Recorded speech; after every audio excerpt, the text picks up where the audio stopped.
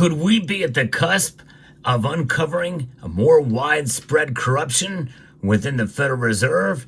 Well, that's quite a possibility based off of some details of an ex-Federal Reserve official being caught and pleading guilty to a crime. Let's explore.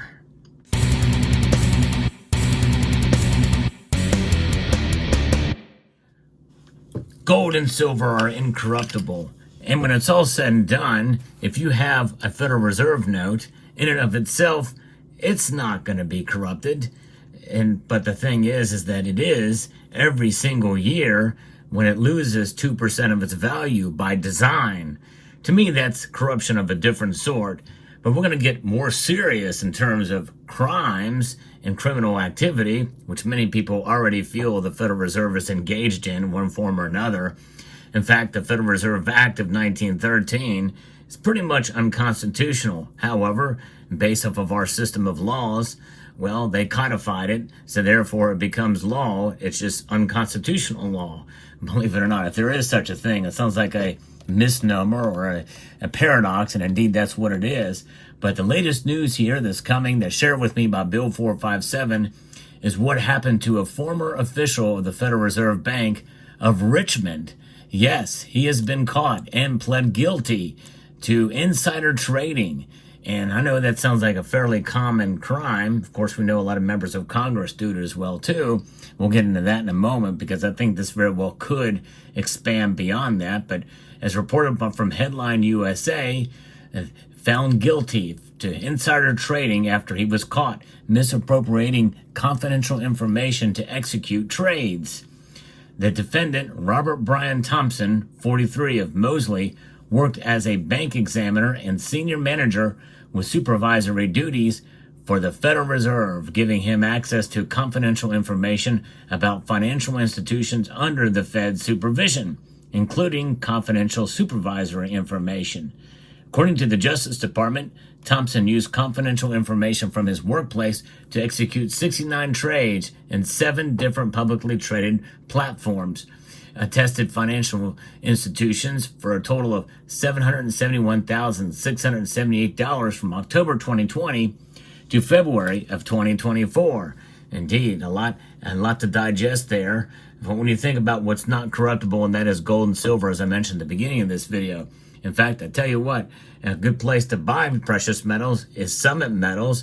They're the sponsor of this channel, and they have developed quite a reputation already. And they're known as being the lowest American Gold Eagle prices in the nation, and also have a good selection of the most common bullion needed for stacking. And they have a special going on right now for 5 silver privately issued ounces or generic ounces at spot price when using the code at checkout FirstTimeCustomer. I'm going to put a link to that website, to summitmetals.com, and where this starter pack is for new customers. When you use that code there, it's like 5 ounces at spot. You can't beat that, that's for sure, especially with silver spot price dropping a bit here recently. It's a good deal, so check it out. But nonetheless, what's going on at the Fed is they got somebody who is a bad apple there. That's why he's an ex-Fed official. But according to the Justice Department, Thompson used confidential information from his workplace to execute these trades, 69 of them. And to conceal the scheme, Thompson lied on his Form D, which, among other things, requires employees to disclose if they have any assets, including any equity interest in any banks that are members of the Federal Reserve System. Thompson falsely represented on the FRBR's Form D that he had no assets, the Department of Justice said in a press release. Thompson pled guilty to 1 count of insider trading and 1 count of making false statements. He is scheduled to be sentenced on March 19th and faces a maximum penalty of 20 years in prison for this on the insider trading count, as well as 5 years in prison on the false statement account. 5 years is the maximum you can give for perjury or lying in this case. The Securities and Exchange Commission also filed a complaint against Thompson earlier this month, alleging that he bought $678,000 worth of a bank stock hours before the bank was scheduled to make a positive earnings announcement.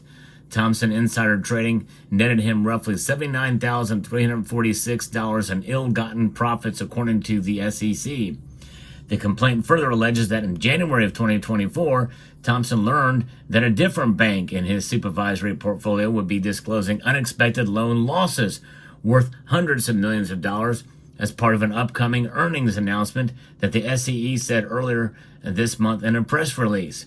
Thompson allegedly leveraged that material non-public information to buy thousands of options in the bank stock 2 days before the scheduled announcement, which led to $505,000 of ill-gotten profits. Wow.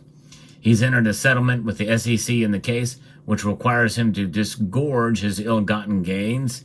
The settlement is subject to approval of a judge. Wow. Disgorge. That sounds like a good name for a band. But anyways, that is where that is, what's going on there. So let's think about this for a moment.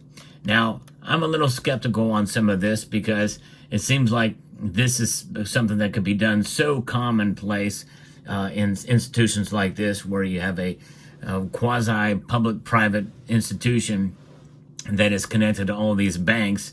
Technically, the Federal Reserve is a private entity, but their board of governors are they're appointed by the president, and they've got to be confirmed by the Senate. And of course, they can't be fired after that. And of course, also a lot of other things going on. It makes you wonder what kind of deals, what kind of bargains did they have going on. You can speculate all you want, and many people do, that these relationships with these big banks and getting this insider information more than likely means that favors are going back and forth, perhaps. And maybe Robert Bryan Thompson was just doing what everybody else does, and for some reason he rubbed somebody the wrong way, so they decided to call him out on it. And he got caught with his hand in the cookie jar, so to speak, where everybody else's hand is in the cookie jar, but they just haven't been caught yet. But the thing is that's a very jaded viewpoint of it, because most of us feel that officials like these, that feel like they can be emboldened to make such large moves like this, and blatant moves, and that could really pretty much easily be investigated to be able to tell whether or not they were doing it. It's a lot of money to gain from this, and so who knows? Could others be doing it? And some people feel the same way about precious metals manipulation, which is one of the reasons why I have the metals out here, because this is something that very well could expand, and it could be the beginning of something larger if more of these things are further investigated for corruption within some of these institutions, specifically the Federal Reserve. Who has any oversight over them? Well, other than this case, I don't know. It's a very good question of the Federal Reserve officials. Who polices the Federal Reserve? Well, I guess it's the Justice Department, but the Justice Department really, they don't tend to focus too much on banking matters. It seems like the Securities Exchange Commission obviously is one, CTFC, other organizations, but many people feel that they're corrupted as well, especially the Justice Department these days, and so it's, the old adage, George Carlin's one big club and you're not in it. And maybe, just maybe, Robert Bryan Thompson fell out of favor with the club. And that's only the reason why he got caught. Maybe he did something, I don't know. But it does make you wonder if this is something that is just the beginning of something wider. And who knows, maybe with the new administration, they may crack down on some of this type of stuff to see how much more it's happening. But insider trading is very common in Congress. In fact, one member of Congress was under investigation. Yea, though, the same Justice Department who hated his guts investigated him for 2+ years and found no evidence of any wrongdoing, which means that he was totally cleared of any charges brought forth against him.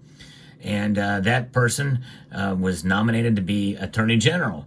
Well, that nomination did not last long, with some senators, saying that they would not vote for him because he was under this investigation. After the fact, by the way, after the investigation with the Justice Department. No, but that's just it, because he was a threat. He was a threat. And who knows? maybe Robert Bryan Thompson was going to call others out, and they decided to make an example of him, much in a different way, because he has no other evidence, and maybe he had threatened it. I don't know. Who knows what happened there? And very number of things. And the bottom line here, folks, is that,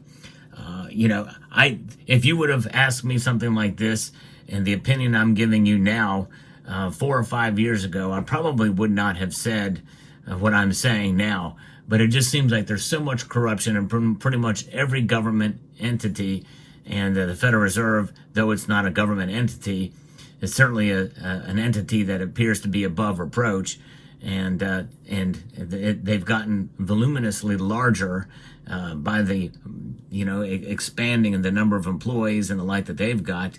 They become a creature in and of themselves, and so it seems like that this type of thing is ripe for corruption. So that's why I question, could this lead to a bigger situation? I don't know. And we may find out more with the next administration, depending on how the Attorney General approaches matters of the Federal Reserve.